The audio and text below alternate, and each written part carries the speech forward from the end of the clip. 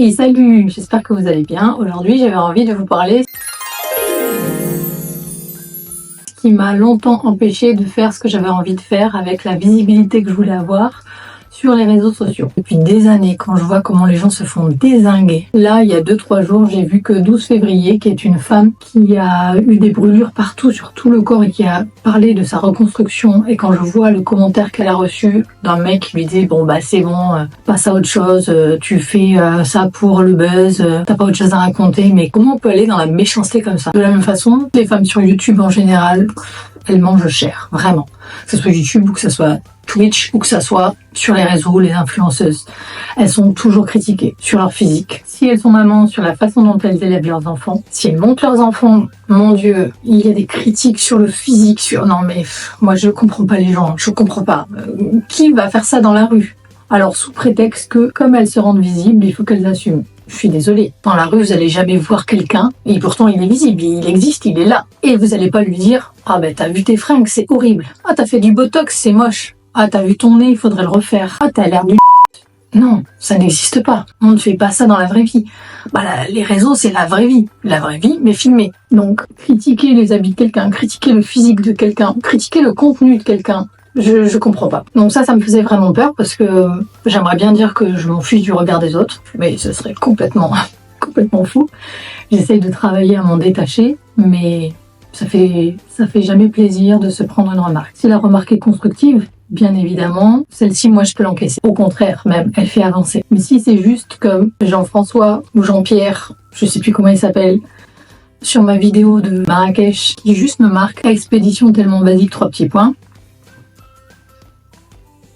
Qu'est-ce que vous voulez que je réponde à ça? Moi, je commence juste la vidéo, je commence juste mon partage, j'ai juste envie de kiffer, j'ai juste envie de faire kiffer les gens.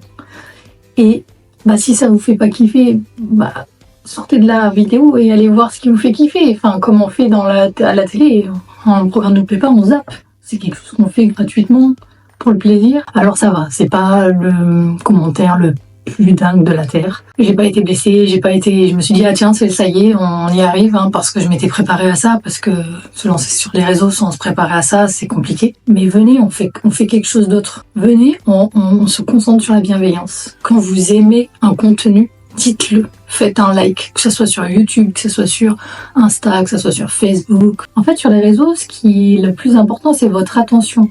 Donc si vous prenez le temps de commenter en mal, vous donnez de l'attention, vous donnez de la force à la personne, parce que ça rend visible.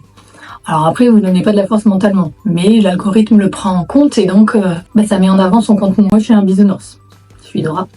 J'aimerais vivre dans un monde un peu plus gai, un peu plus plein d'amour. Donc venez, quand on n'aime pas quelque chose, on dit rien, sauf si c'est constructif et que c'est bienveillant. Mais sinon, juste on like et surtout on dit aux gens que leur contenu est bon, que la forme est bonne, que ouais j'adore comment t'es habillée. Ouais. Moi j'essaye de le faire tout le temps, j'essaye de donner de la force aux gens. Il y a quelqu'un qui fait ça hyper bien, c'est ma copine Sylvie, ma petite crew si tu passes par là. Elle fait de la pub pour ce que ses amis font. Elle, au-delà de juste liker ou de commenter, elle fait carrément des edits et elle les partage, elle donne de la lumière. Ça, pour moi, c'est ça le mieux, quoi.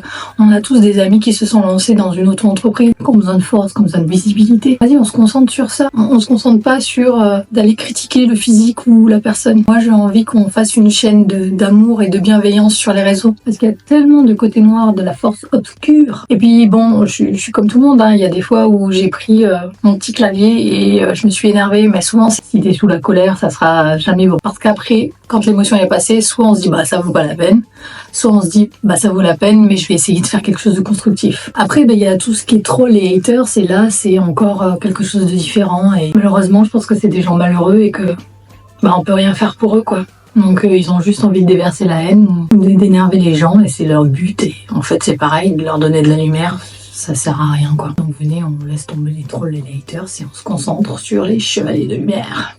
Nous, la force bienveillante, la force rose, la force blanche. On serait comme les biomanes de l'amour. Les bioloves.